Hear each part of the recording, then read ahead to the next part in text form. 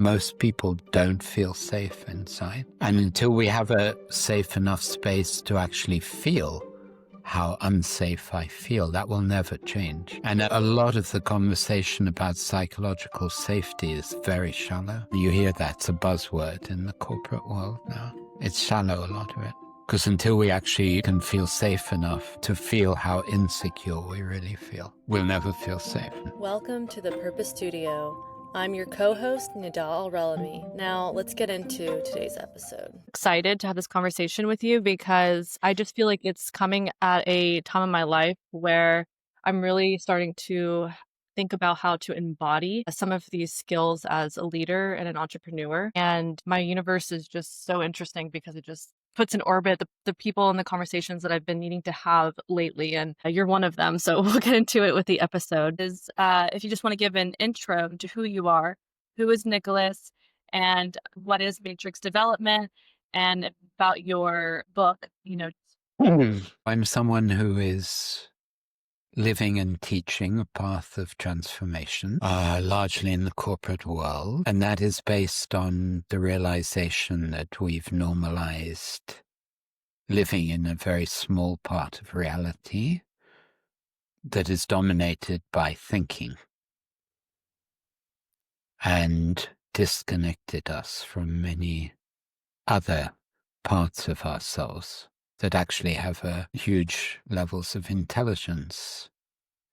So we are in a time of what people are calling radical uncertainty, and trying to navigate that with rational thinking as the main modality, which it is for most people, is really getting more and more impossible. So my work is all about two pillars, healing and awakening. So the awakening is the real expansion of our consciousness, really out of the kind of small perceptual field we got programmed into.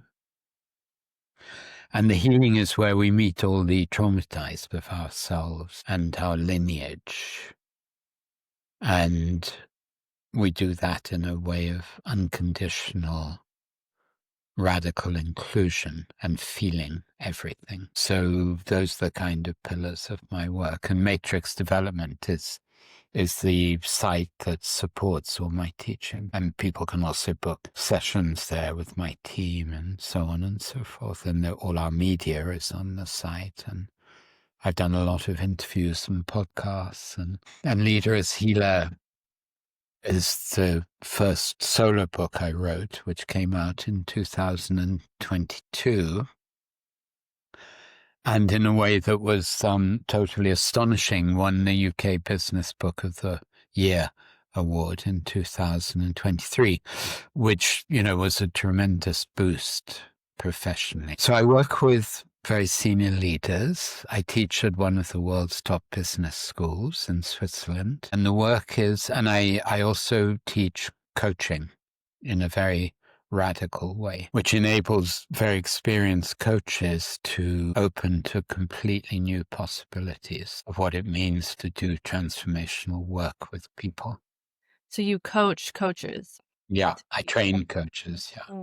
Great. I actually just finished reading your book last night. It was a really good reminder to tune in with myself, especially right now. That's what I'm saying. I think it was the message that I needed to receive this week. And actually, I was doing quite a bit of research on you yesterday and watching some of your old podcasts. And that's why I was familiar with your background setting of your home because I watched your content, and I took a break and I walked around the lake.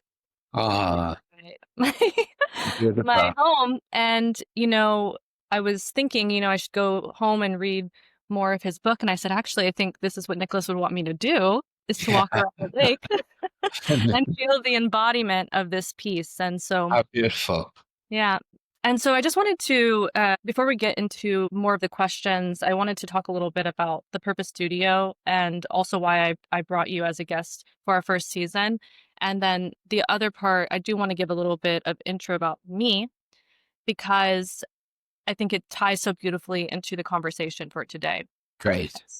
And so the Purpose Studio, we are really talking to entrepreneurs, founders, and coaches about leadership, self-development, spirituality purpose, because I definitely believe this is the start before we create an impact and before we relate with our community. My background is in peace building and social impact. And one of the biggest disconnects I had in my academic training was that I felt like we need more conversations about the reflective process and self development. I believe that this self reflection process and this inner peace process was super important for me. And I feel like I've always had a pulse on it.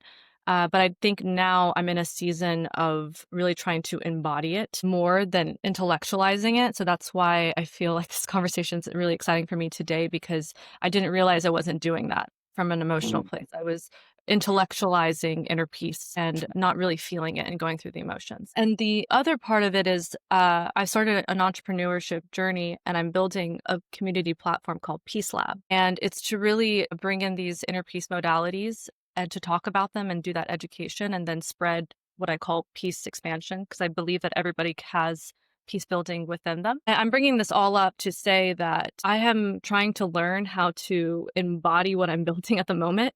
And entrepreneurship is very new for me. And so reading your book and understanding the language and the practices that you're teaching leaders at this moment, I'm starting to feel even parts of my own capacity, the blocks and the emotional things I have to go through to become this person I'm trying to be, which is a founder, an entrepreneur, somebody that's talking about peace. So we'll get into that, but I just wanted to share that Great. I'm living this experience right now. Right. Time. And we will all be forever, because actually, in a way, it's really nice to listen to you. One of the most important areas, if we want to bring peace into the world, then we have to look at all the areas inside ourselves that are not at peace. And those come very, I was going to say very simply, from all the parts of us that we're not including. That's why I work with the principle of radical inclusion. So if I don't really include the parts of me that are very wounded, that are very shamed, that are very angry, that are very sad, that are very frightened, if I don't create a safe enough space where those are fully felt, then I am in an inner polarization. So my effort to heal polarization out there will be totally compromised to the degree that I'm carrying inner polarization. And we will work our whole life on that, because it's not a weekend workshop. It's really a life journey. And that's my only observation to share, which I'm sure you know, is that a lot of people who are trying to bring peace, they're trying to do it out there. And actually the first work, what I say to all leaders is, your first priority always needs to be your inner work, because our highest transmission is our vibration. And our vibration depends entirely on our inner coherence. So it's a big call. It's a big call. And I think that's why a lot of peace initiatives fail, because they're driven by people who are not at peace in themselves and trying to, at worst, trying to avoid that by working to bring peace outside. I mean, I'm married to an Israeli, and there've been more peace initiatives, as far as I know, than anywhere else in the world, in the Middle East, and almost none of them have the effect that they intend. Some do. There are some extraordinary ones, but there are hundreds with well-meaning people who are not equipped in their inner being, who haven't done enough inner work. That's how I see it anyway. I do as well. And I was just partnered with this woman from Peace Activation. Her name is Eva Dalek, and she was born in Israel, and she's a Palestinian. So she's been a peace builder for 22 plus years, but she's also a spiritual psychologist. And so I worked with her for Peace Labs to think about workshops we could do together, because I'm really touching an audience that's not familiar with inner peace and peace building. I'm talking to creatives, younger people in their late 20s. I don't have that experience in global development, truly. But when I was talking to her last week about it, because we're putting a workshop for people who have lost their jobs through USAID funding that was been pulled, and I was talking to her, and insecurity started to come up a little bit about, I'm talking about peace, yet I have not lived and worked in trauma and conflict zones. And she stopped me in real time to feel my emotion, and what was coming up was insecurity. I'm 29, I'm, still trying to build my professional experience, and when she paused me in real time and I felt that emotion, Mm, I felt very unprofessional, honestly, to start crying on a Zoom call with her, but it was so profound because I hadn't had a space where my emotion was seen in real time with somebody else, and that was right. going back to the intellectualizing behind closed Okay. doors, being able to present it later.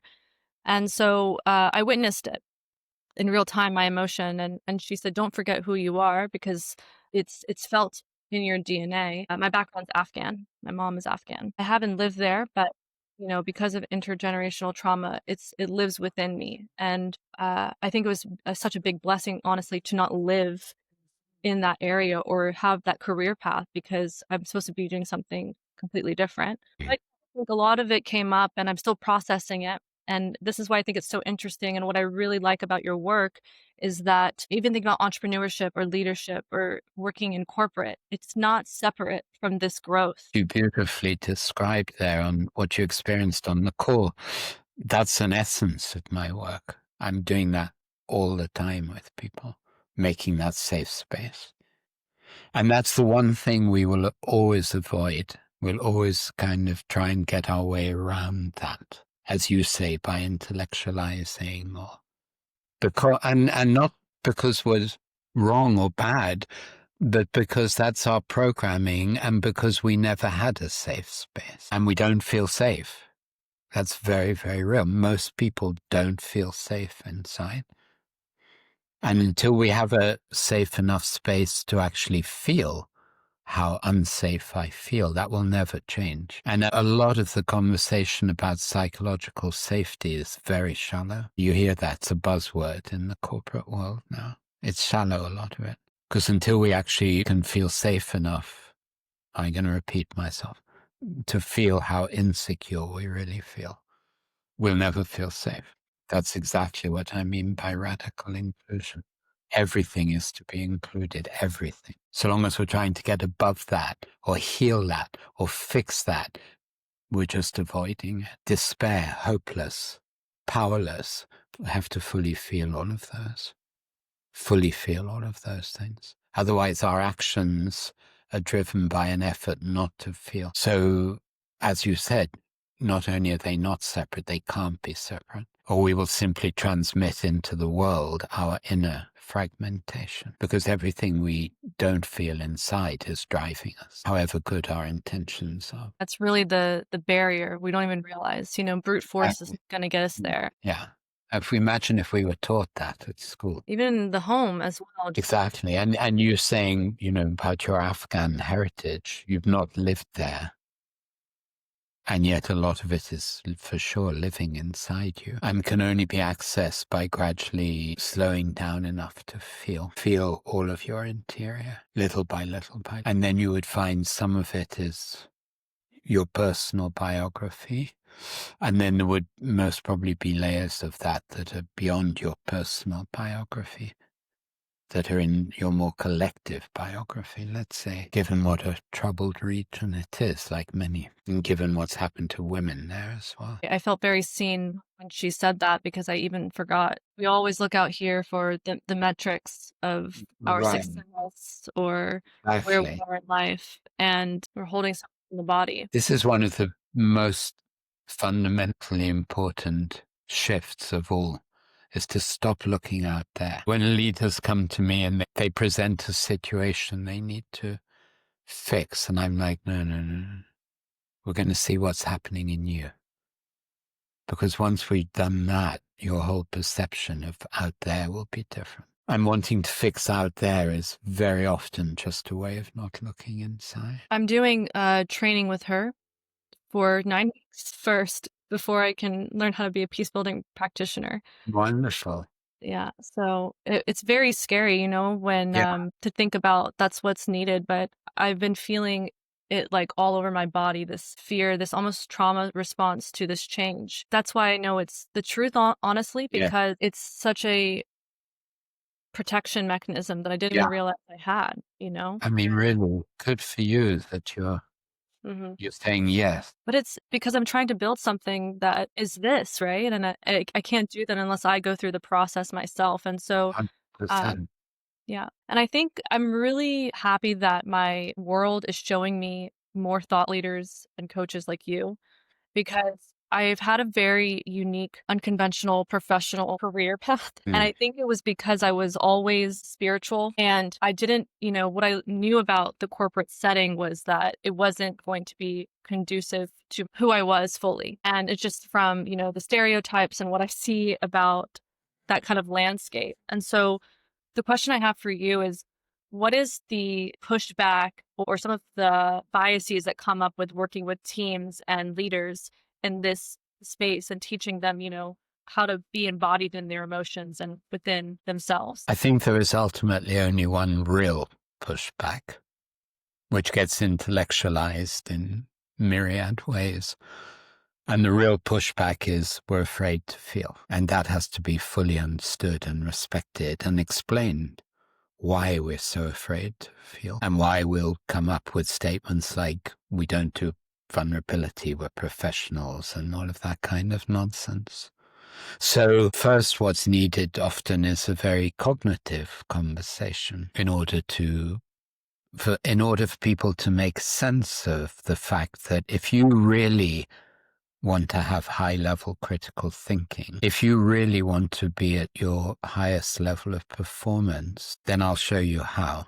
But the way you're trying to do those now is completely dysfunctional. Let's talk about that. And I'll explain exactly why. Because basically, most people in our culture are living at no more than 20% of real capacity. And we've so normalized that we stop questioning it. So let's understand that first and what I mean by that. And after an hour or so, people are like, I think, yeah, I get what you're saying, because I know, as you saw in my book, I know how to language this. So we have to have a certain kind of cognitive agreement first. And then we can gradually get into the experiential. And it's easier, for instance, to do deep body work first. So I can guide people through processes where they will find themselves in a quite altered state, which feels really good as the body comes alive. And then we can really talk about that and what's the implication of that, because that already will mean your critical thinking will go to a much higher level. If you ask people, most people say they get their best ideas when they're exercising. Okay, well, so how come you live 90% of each day disconnected from your body? Because we've been taught that's normal. So let's see what it means to change that. And then the biggest threshold is the emotional one, where it becomes safe enough to shed tears or feel our anxiety or feel our anger. But we get there little by little, we get there. And that's very transformational. And at the same time, we're meditating. So there's a whole teaching about that. Also with neuroscience. And, we're living in a time when science can to a degree prove what meditation teachers have been teaching for 4,000 years. That's helpful. You need scientific proof? Here it is. So that's very important because it needs to all be put in a professional context.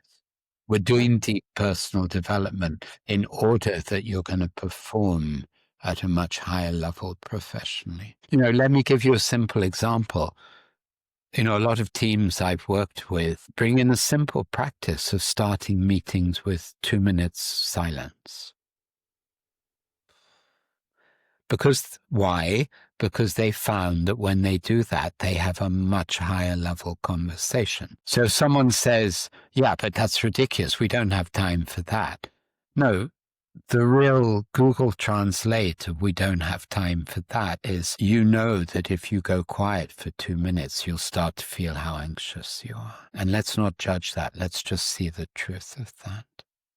So don't tell me there's a business reason for not having 2 minutes silence. There is none.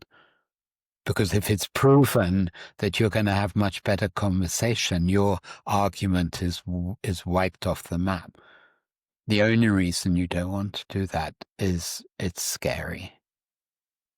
And let's be honest about that and non-judgmental. Is so important in the workplace. Like even yesterday, I was talking to my boss about something, and I was trying to understand how to send an email or a text back to them expressing my emotion. But even then I feel this tightness and I am trying to work through this. You have these moments of connection with your leader or your team without feeling like you're too emotional, you know? And so that's another question I had for you. And I was thinking about it last night of how do you differentiate between honoring your emotions and your somatic experiences in real time as they come up, and then understanding reactivity, being like emotionally reactive where it becomes inappropriate. Is there a difference and how do you kind of Yeah, navigate it's a that? big difference. Yeah. That's why you or I or anyone need to have a lot of spaces where, like what you spoke about, your insecurity,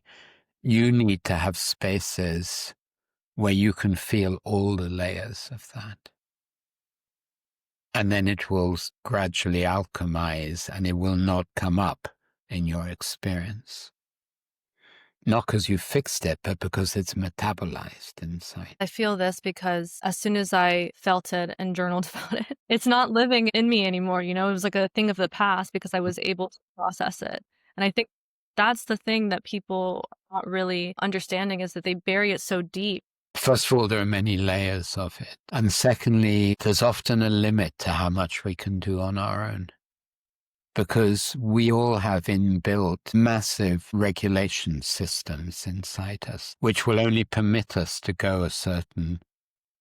Of course, at a first level, you feel it and it feels like you're free. But to get deeper into it, we cannot do it alone. It's not possible. That's my learning anyway. We And have to be held by someone who is giving us the unconditional space we cannot give ourselves. We cannot. We cannot. We just can't. It's like trying to go against a whole system that's been instilled inside us. And I think I heard you spoke before about, I think it was a meditation you held for a class for about intimacy. And this word has been coming up for me a lot as well. And I always assumed that it was through relationships. And I think this is a theme that I'm trying to understand better. Through my conversation about my insecurity, I realized that it was intimacy with myself also and others to trust this container. You know, if I'm supposed to have her as a coach, what does that look like? Or a business partner, what does that look like? And I didn't even realize my own personal protection that I was up against this. No, it's amazing how you're finding your journey. First of all, let's talk about intimacy. It's got nothing to do with romantic relationship. I mean, that's one thing. It's to do with the more present and open I am or you are, the more I am intimate with everything. And at the core of that is being really embodied. Because then whoever I meet, I feel them. And the moment I really feel someone, that's intimacy, whether they respond or not. If they respond, then we have a mutual intimacy. If they don't, I'm still intimate because I'm feeling them. That's intimacy. Feeling someone just as they are. And in mutual intimacy, we feel each other just as we are, with everything included. Everything included. It's not like let's feel good together. No, it's let's feel exactly what's here. Then we will feel good together if we really can include everything. But I can be intimate with anyone I meet, depending on my level of presence and open. That's super important to understand that. Then I can be intimate with the cashier at the checkout desk in the supermarket. Whether he or she responds is secondary. But actually, often if you then speak in a simple, non-intrusive way, you suddenly have a moment of real connection. So to your second point, yeah, we need to build communities where we understand that everything needs to be felt, that's the core of real development. And we need to face all our inner obstacles to that with compassion and love, and hold a space where we can actually gradually feel everything. And that's a lifelong process. And if we depending if we want to deal with bigger topics, then the space has to be really, really well held and guided. I mean, I've been in groups where Germans and Jewish people together, where we spent 5 days. I was a participant where we spent 5 days addressing the Holocaust, not talking about it, feeling everything that was in the room. And it took at least 2 days for that to start to become safe enough. All the rage, all the grief, everything. So that after 5 days, we're like, wow, some real healing took place here. Real healing. The darkest things could be said and felt. Thank you for that. I didn't even realize that I was so afraid of it. It's so natural. So natural. Yeah. It's so natural. It's so wonderful that you're turning towards that. I just know the transformations on the other side of it, and I want to become the person that is more receptive to other people's emotions and can connect with them on a deeper level. There was something in your book that you wrote where it really stuck with me, where you mentioned that oftentimes when we're having a conversation with somebody else and you are trying to go into problem solving and help them when they're trying to talk to you, it's because of your inability to sit in the emotions with them. 100%. Which is dependent on how intimate we are with our own emotions. And I was like, wow, because that's been the theme of my friendships and my romantic relationship. I always thought I was compassionate and had empathy, but I saw myself I couldn't hold space because it was so uncomfortable for me. I thought, how do we problem solve? You're this way, what can I do to help you?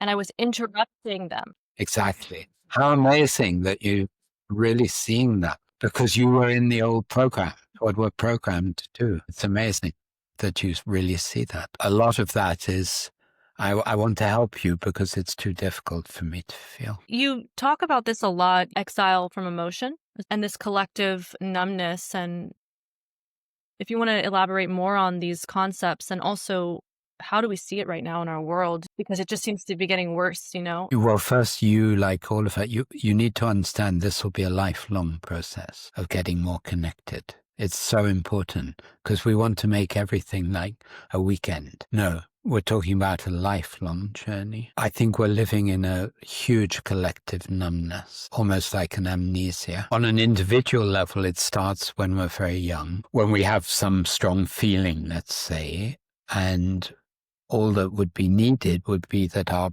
primary caregiver in that moment just says, it's okay to feel, I'm here. It's okay, just let yourself feel.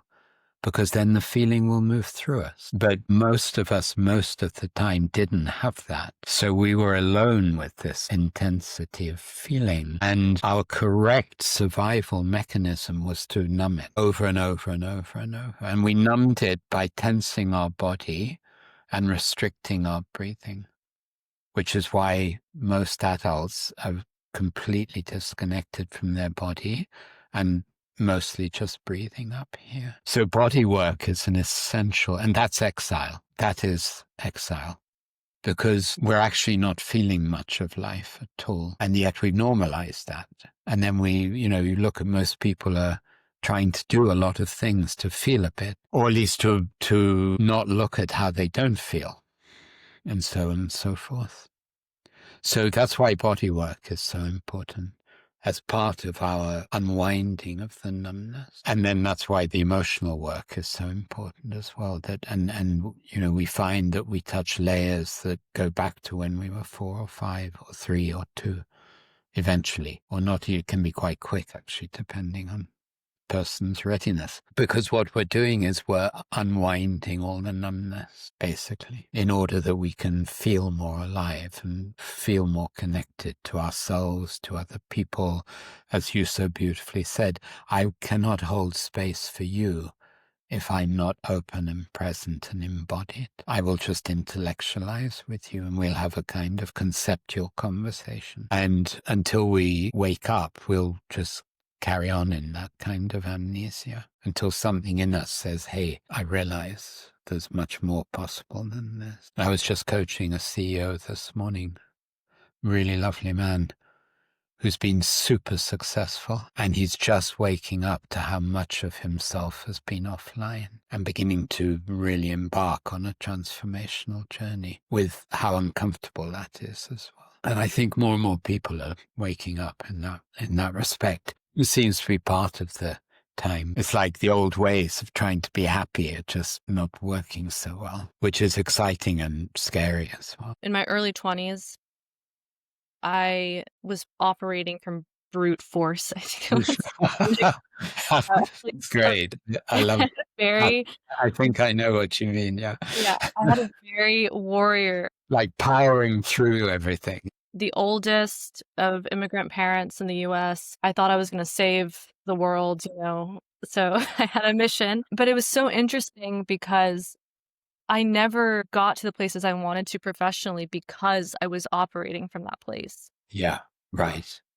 And that's why I say it's such a blessing, because the doors weren't opening. And I was like, why? Because I'm here, I'm doing this, and I have this to offer. And I was very angry, but it softened me year after year. I was getting, wow. And I come to this moment now, and I think, thank God I didn't get all of that. Yes. Because I would have pushed down, I wouldn't have addressed all of this. Right. I'm not supposed to be a warrior in this lifetime. My ancestors did that. They were fighting the wars. I have the privilege of growing up here in the US and having this peace and this safety. And so I have to operate differently this time. Oh, beautiful. But let me offer you one little reframe here. You are supposed to be a sacred warrior. We all are. But that's very different from the kind of pushing, powering you were talking about. And we're supposed to be a sacred warrior and a sacred lover at the same time. And I find in my work with groups, because I'm always doing my own healing work, I notice I'm becoming more fierce and more loving. And it's an amazing combination, really amazing combination, because people can take the fierceness because it's coming with love. We need radical truth-telling now. We need not to flinch. We need to be uncompromising. I really like what you're saying here about that sacred warrior. That's the active in my mind. That's how I see that moving forward. And I don't want to lose it. I was looking at, there was another podcast you did, and you were talking about the different archetypes, I think, of leadership. The warrior, the shaman, I think it was the great mother. The great mother, great father. And the sovereign, the king, queen. And so I was thinking about where I was, and I definitely felt more of the warrior and the shaman.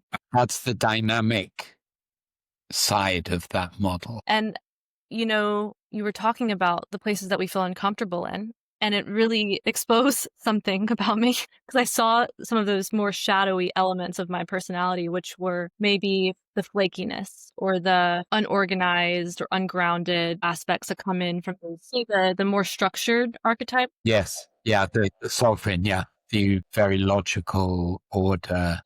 And a healthy team will have people who are more expert in all four, even because there are people who love being the sovereign, who love doing the order, and every team needs that. And we do our own development, as you said, where we gradually find each one in ourselves, for sure. I think this is so important because the archetypes that you are describing, they are also showing that every individual and their uniqueness and their uniqueness and their skill set can get to this place of understanding themselves, going through this soul transformation. Even if they're not using that same language, we all have it in us.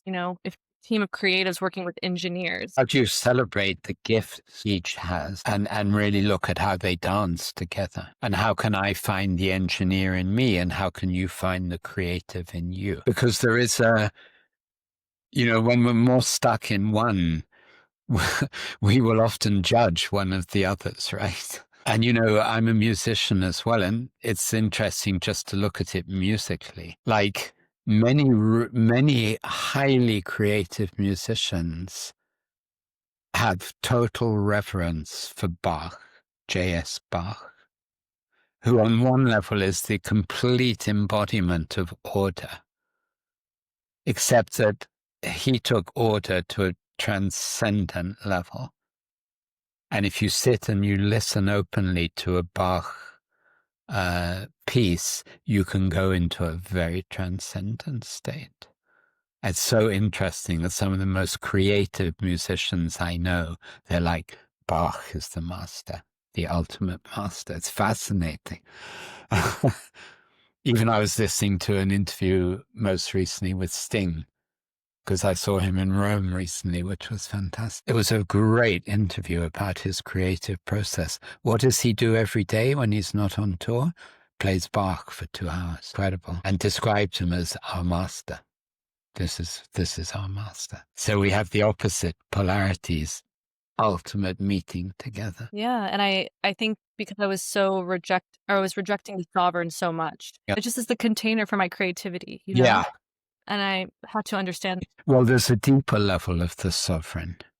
There's all of what you're saying, but there's a deeper level. I'll say it as a metaphor, but I think you'll get what I mean energetically. The sovereign is also about how I sit on the throne, because that will touch all the parts of us that are shaky around that, or whenever blessed to sit in our deep power, the deep essence of who we are. That's a deeper level of the sovereign. And that's what I really mean by when you start to dive deeper into this work and you understand that all of this we are here to embody. And it's the medicine, actually, when we are feeling triggered by the qualities of a sovereign, structured individual that, but now it's just trying to push beyond that discomfort. That's the only way. It's always the only way. But I guess the fear and that discomfort, people don't want to experience that. And I understand why, because there's so much that comes up. But now we come back to why we need communities who practice turning towards everything that otherwise we want to run away from. How do you deal with if you're working with a team and there's individuals on the team that are not that open to going through this with everybody else, or they think that it's not something that they need to worry about? They think it's too, like I mentioned, emotional or exhausting. This is not supposed to be in the workplace. How do you navigate that conflict? Well, there's no one answer to that. First of all, to say that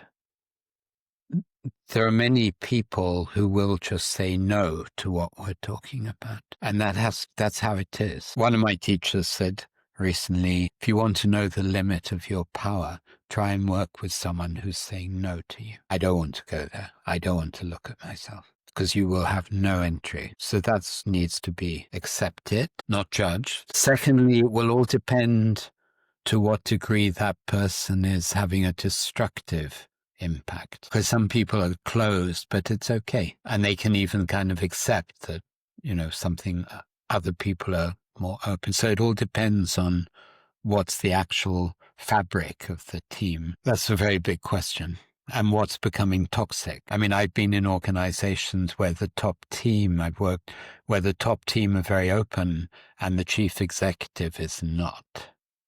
And that's problematic in the whole ecosystem. And I had a one-to-one call with him, and he agreed that it would be good for him to do coaching with me. Twice agreed that and then never followed up. That's how it is. This was a big bank. So that whole organization is to significant degree limited by his no. That's how it is. And like you said, the whole organization is limited from this. I don't have that experience running a big company, but understand it energetically how it's the cap. If the leadership is, as the head of the organization, isn't to send that energy to the employees, I think that language is so important. And this is your work, obviously, by connecting with people in leadership and just showing them that it's for the bigger purpose. It's for the bigger initiative of this company. It all ties together. Exactly. It's really, I'm sure we're coming to a close soon.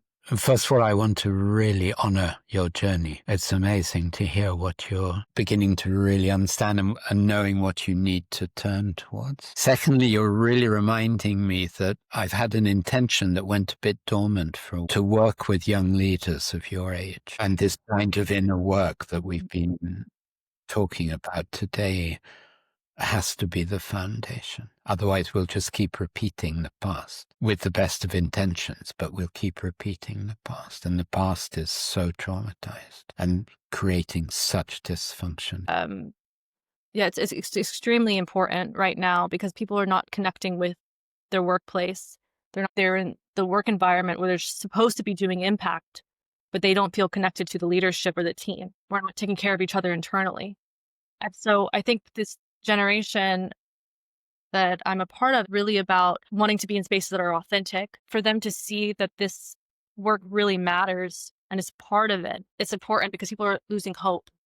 The last question I have for you is in your book, you reference Jung a lot. You mentioned towards the end of the last chapter, it's about purpose. And you quote him where he said that living without purpose is one of the most grievous wounds to the soul. And so at Purpose Studio, we're deeply interested in this intersection of how purpose isn't just this nice to have fluff on top. It's really essential to the soul's health, leadership, and societal impact. And so how do you see the role of purpose in healing this deep collective wound or the wound of the individual? And how can we restore purpose within the individual and then the collective? Hello, Purpose Studio listeners. Thank you so much for tuning in to our episode with Nicholas. As you can see, sometimes there's technical difficulties with podcasting on Zoom, and we really appreciate your patience as we go through and learn how to deal with these technical difficulties, as this is our first season at the Purpose Studio. My conversation with Nicholas was super impactful. He is so wise, and when I was going through the edits, it was such a great reminder of this continuous journey that we are on for our impact in the world and our participation as a team member, as an employee, as a leader, and even in our own personal journey. I asked Nicholas to send us his response to my last question because his book, Leader as a Healer, ended on his chapter of purpose and what it means to him. Nicholas sent me an answer to my last question, beautifully and powerfully. What he says is, the leader as a healer understands that purpose is lifeblood, and they are willing to ask two central questions. What is the work that is mine to do? On a deeper level, what is it that is being asked of me? So Nicholas asks us to take a moment to digest these questions. Accept that there are no quick answers. Instead, allow your asking to invoke a contemplative process, one to live into over many years. In the work to reconnect the body, mind, and heart, the leader as a healer is one who has developed a strong sense of self, a grounded presence, and a willingness to lean into what he or she stands for and against. The leader as a healer learns to engage with emotions, to sit with them in openness and receptivity for as long as required. This self-knowing is essential for questions of purpose, and the lack of it may cost us dearly. Once again, thank you, Nicholas, for being a guest on the Purpose Studio. Your words, your presence, and your storytelling were very impactful, and it was such an honor to have you on the Purpose Studio. And to our listeners, thank you for being patient with us as we navigate these hiccups sometimes with technical difficulties, and we will see you on the next one. Thank you.